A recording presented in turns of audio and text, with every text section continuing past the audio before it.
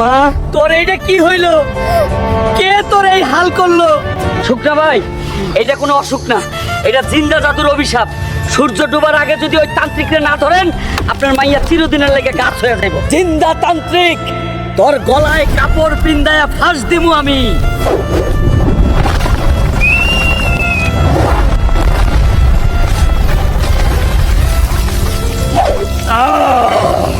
কিরে শয়তান, ছেলে পলায়া বাঁচবি? তোর জম আইসা গেছে।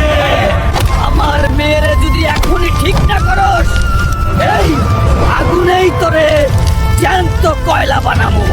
শুকনা ভাই, আমারে জান ভিক্ষা দেন, আমি ভুল করছি, আমি এখনই আপনার মাইয়ারে ঠিক করতেছি। আব্বা,